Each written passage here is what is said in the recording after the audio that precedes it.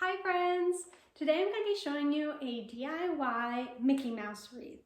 Every time I've gone to Disney in the fall, they have these amazing wreaths with like a Mickey Mouse jack-o'-lantern in the center on Main Street. And I thought it'd be really cool if I could make one for my own door. And I challenged myself to do it all from the dollar store.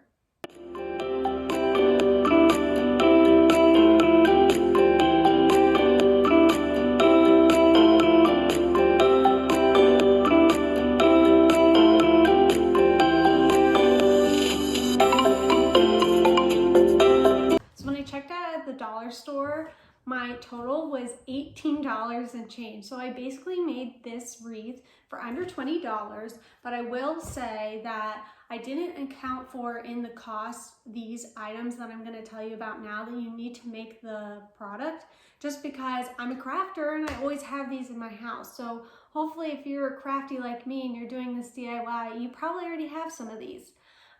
First of all, you're going to need paint and paintbrushes to make the jack-o'-lantern. You definitely can get paintbrushes at the dollar store. There'll be a smaller pack than the one I have, but it doesn't matter. You only need like 2 or 3. So here's the brushes they have at the dollar store.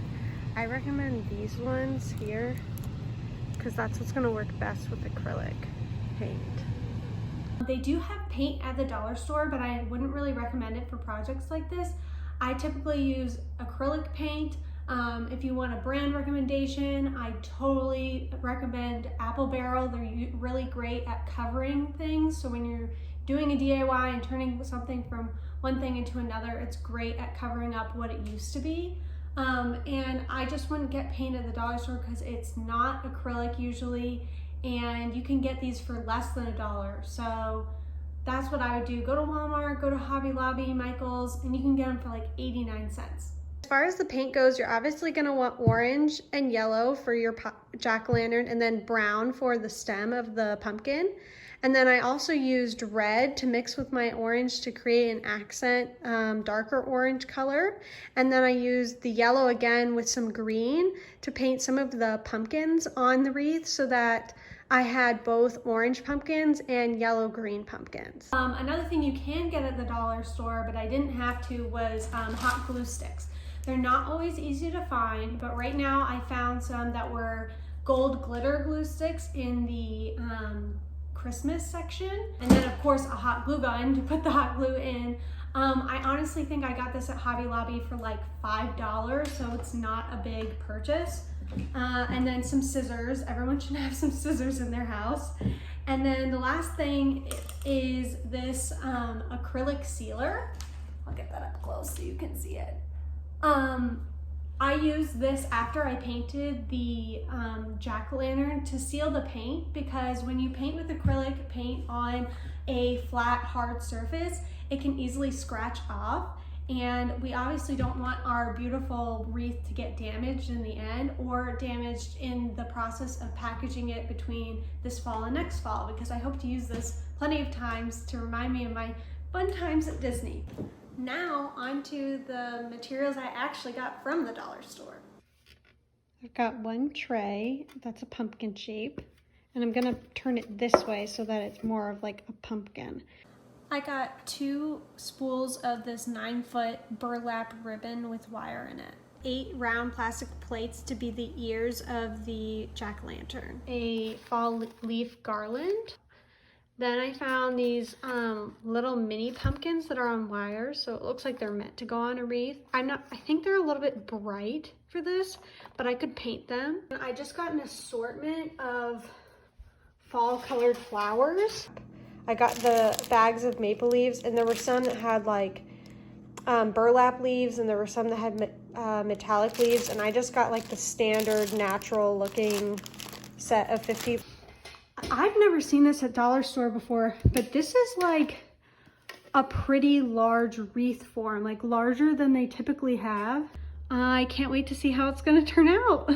Okay, so here's my first coat. The orange, which is this Anita's all-purpose acrylic brand, actually covered pretty well. And one suggestion I'll make is to make sure that once you cover it, you take your brush and go all the way down across the whole thing so that the brush strokes kind of blend into the natural line of the pumpkin rather than looking really streaky like DIY, like obviously you made it yourself. By blending out all of the lines to go through the entire piece and not having those like weird horizontal lines that happens when you finish a stroke halfway through, it helps it just look more finished.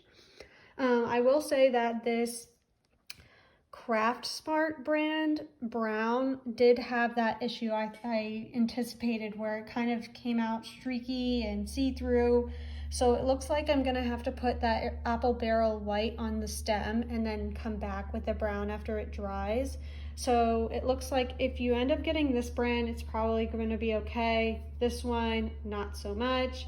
But in the end, I always recommend this. So here it is after I took the orange and I mixed it with some red paint, and then I used a round brush and went into all those creases and just gave it some more definition. Now I'm going to pencil in the Mickey jack-o'-lantern face so I can paint it in with yellow. And now we have a face.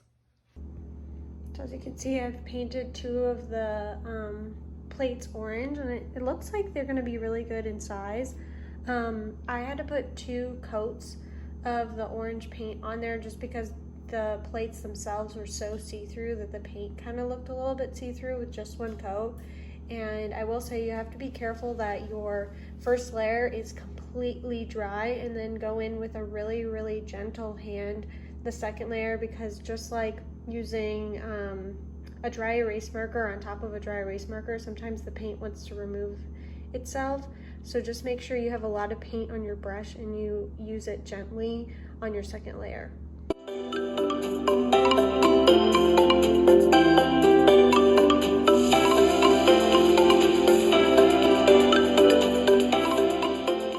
Yay, this Mickey pumpkin is really starting to come together. Now I have my hot glue gun warming up, and I'm going to glue the ears to the pumpkin.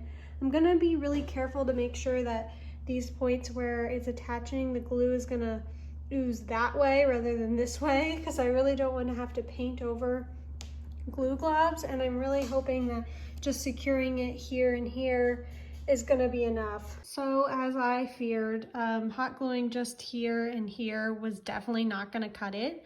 I definitely needed more surface area to keep the ears on the body. So honestly, what I did was I crumpled up some paper towels and put glue on this surface and that back surface and just shoved them in there and held it in place to really fill in that gap and attach them to the body of the pumpkin. And it looks to be working pretty well. So I started by cutting off each flower with a little bit of stem from the bundle, and then I spread them around as equally as I could around the wreath to decide where I'm gonna place them. And then I just wrapped the little bit of wire around the wire frame to secure it into place, and then I might add hot glue later to really secure it.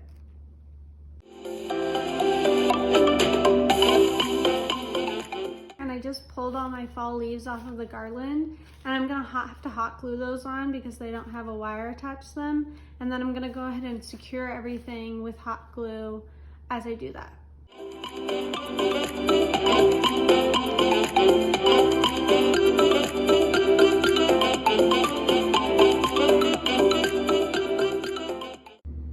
So I painted the little creases with that red orange that I used on the big pumpkin, because the oranges of the base of it is pretty similar, and that just little dimension made a huge difference.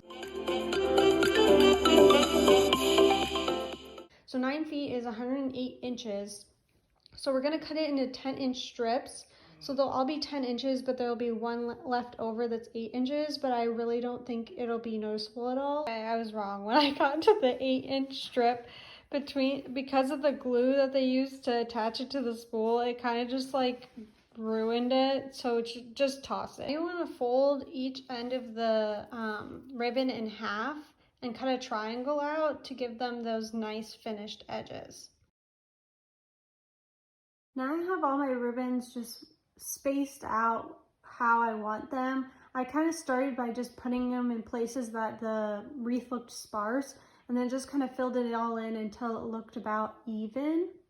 What you're gonna do is take your piece of ribbon and stick it through the middle spoke of the wreath frame. So now it's through like that, and then you're gonna just take it and twist it like a twist tie, and they're gonna stick out like little ribbon ends to fill out the rest of the wreath. So I twisted the ribbon around each other twice so it was really secure, and now the little ends just stick out on the ends like cute little ribbons.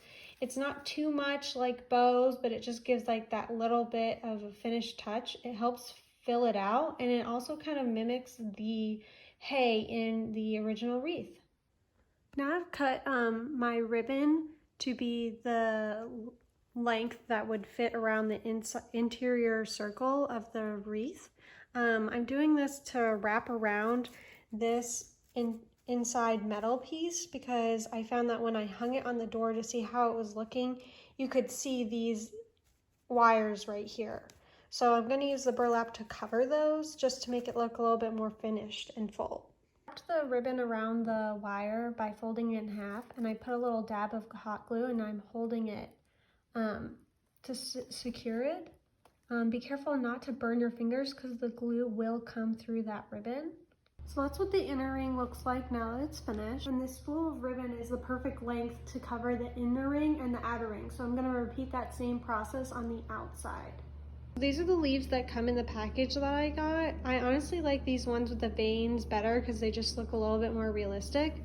So I'm going to start with those two and see how it goes, and then if it still needs some more, needs just more green or something, then I might add those. Okay, so I've added two already, and I'm kind of just adding them on the edges. I'm putting a little dab here, a little dab of glue right there on the end of the leaf, and then just securing it to that burlap ribbon that I added to the edges.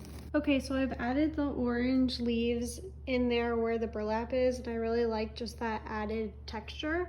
And now that I've used up all my red and orange leaves, I think I'm gonna go underneath in between them with the green and yellow just to make it even more full, because why not? Now I'm gonna begin adding my Mickey pumpkin to the wreath. I was a little bit concerned when I first placed him on top and the weight was going onto the edge of the ears with the flowers. They did want to start to cave in, so be careful. What I did was I held it by the pumpkin and kind of tilted it this way to get it in underneath the flowers. So now I have everything tucked in towards the middle ring of the wreath. So it's going over that inner ring of leaves and burlap, but underneath the main ring of flowers. And I'm going to hot glue him in place. The moment we've all been waiting for. This is what the wreath is going to look like at the end. It's so happy, and I'm really just so impressed with the fact that I was able to make a wreath that looked this full for so cheap and from the dollar store. You can make this for yourself and have a little bit of fun, Disney, happy fall time at your house.